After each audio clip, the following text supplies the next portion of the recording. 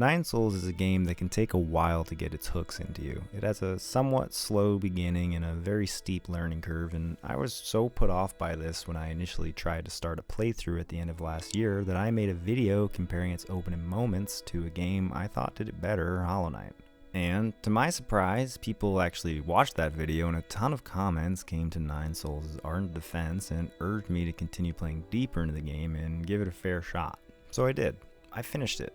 Well, mostly. More on that later. And the start of the game is still a bit long-winded, and it took quite some time for me to get fully invested. In fact, it took all the way up until just after the first main boss fight, a couple of hours in, for the game to really hook me and make me want to keep going deeper into its world. And it wasn't quite in the way I suspected, because it was a story and character moment, not the gameplay that did it for me. Before I get to that hook though, I did want to discuss the gameplay a little bit because I feel like that is what Nine Souls is known for.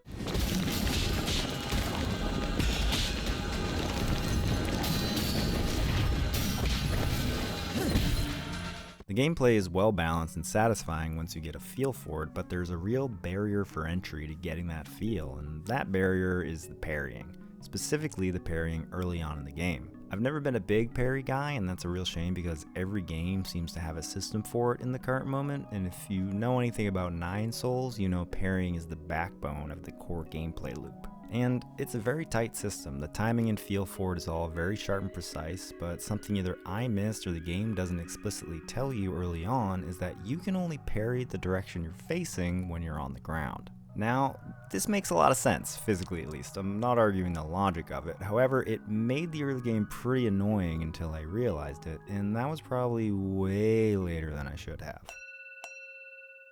My initial inclination when being attacked, especially by larger enemies, is to move away from them, thereby turning my back, and thereby not being able to parry their attacks and feeling like I was taking cheap damage. Now, I could be super dumb for not realizing this sooner, but man was I annoyed when I finally made the connection. If anyone else didn't realize this for way too long, please let me know down below. I think other than being logical in a physical sense, the game does this to really cement in you early on that you have to stand your ground and be defensive in almost every enemy encounter. Though the game does really open up later combat-wise when you begin to get aerial moves, like an air dash and a double jump, and that's because while airborne, you can parry attacks from any direction, so getting moves to extend my air time really improved the feel of the game for me. I changed from a defensive stalwart holding my ground to a jet fighter buzzing around the screen, parrying any which way, and that is much more the way I like to play these kind of games, so it was a welcome evolution for me. And this really factors into what I think makes the intro and first act drag a bit, especially since early on it doesn't really feel like you're getting much stronger through it. They really do take their time introducing the mechanics and characters required for getting more powerful, but once the game adds in ranged attacks, you start customizing your perk loadout to suit your playstyle and you find ways to increase your health pool and damage output, the game really opens up, with encounters getting more intense and dynamic to match your growing moveset. The best of these encounters being the main boss fights. I knew the boss fights were where this game makes its money, and they really are a highlight. They're long, multi-phased affairs where you're oftentimes completely overmatched in your first attempt at a fight. Next thing you know, you're gliding through the first phase with ease, wondering how it was ever really an impediment to you. It's both an incredibly frustrating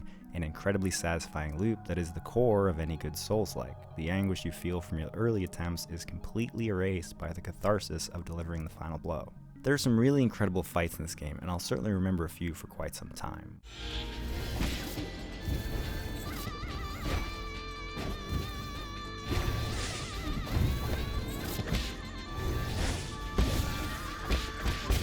With all that said, it's not the fights themselves that hooked me early on, but rather what happened right after I got through my first one with Goemon, the leader of the agricultural section of the facility we find ourselves in. Upon further reflection, I think she's intended to be the second boss, but you can do a few of them out of order at certain points, so I ended up fighting her first, which I think also contributed to me finding the first act of the game a bit slow, as I was missing out on some key abilities that I would have gotten if I had gone to the other boss first. Now, you don't actually fight her directly. Instead, you fight her two genetically and cybernetically modified human henchmen whom she has total control over via these little gold hoops and the bells she carries in one of her talons. You basically take pot shots at her as you fight the two henchmen, and upon delivering the eventual final blow, you get a little manga-style cutscene in which the game makes quite the dark choice that really made me perk up. Now, the game is pretty dark in tone to start. The cutscenes, both animated and panel style up to this point, don't hold back on violence, and the first glimpses of the larger facility you find yourself in features human bodies being mutilated as set dressing for your first enemy encounters. However, the enemies you are fighting thus far have not been full organics, instead some form of hybrid, and their armor-clad appearance and herky-jerky animation give them an inhuman feel.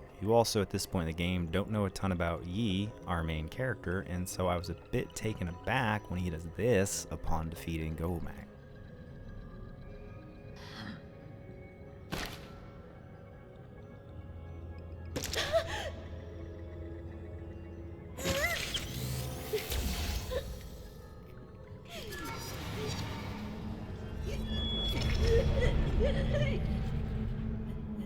If you didn't get what happened there, Yi, our ostensible hero, just trapped this woman with her own mind control device in a never-ending loop of pain. With no one to control a device, she'll be stuck there forever, seemingly fully conscious, standing on what's left of her maimed legs. Her two henchmen, who are too far gone to do anything to help, just standing idly by. It's a brutal revenge for Yi, and while she certainly didn't seem like a great lady, it's quite the thing for the hero of our journey to do so early on, while we the player are still parsing out his character. So while the darkness of this choice really made me perk up, it's actually the bit right after this that I really liked. And instead of leaving it there, Nine Souls takes a very sudden tonal shift. We move into Gomag's sanctum to find our reward, and instead of getting a scene celebrating our victory, we instead get a somber reflection of her life and how she got here. A starving girl whose work in genetically modified agriculture saved lives and elevated her into the high ranks of society, whose two henchmen were former human servants that she just couldn't let go of when they both passed away at a young age. It's a touch heartbreaking and a real come down as your adrenaline from the boss fight wanes. You're not suddenly on her side after seeing this. She still did horrible things, she was still part of the cabal that had Yi killed, but for the game to offer us a chance to consider her side of things, even after the brutal revenge we just took on her, is pretty interesting to me. And simple as it may be as a way to inject a sense of moral gray zones into Yi's revenge plot, I do find it quite effective.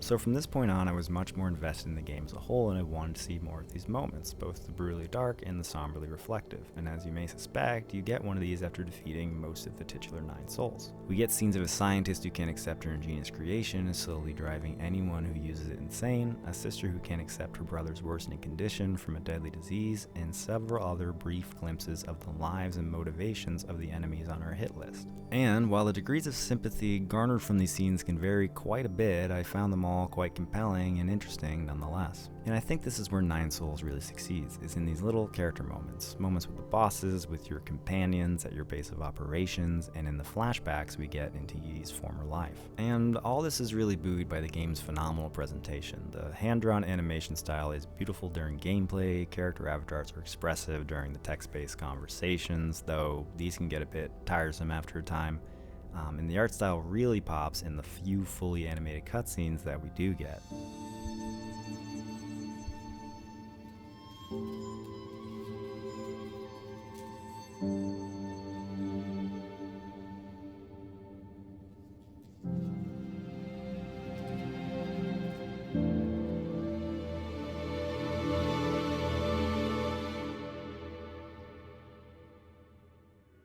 So I still think Nine Souls takes too long to get going. Not everything it does works. The exploration is a little stilted and unsatisfying. And the map is garbage. I'm sure it doesn't look that bad in the footage, but just trust me, it's really annoying to use, which kind of sucks in a Metroidvania-esque game where you're referencing the map a lot.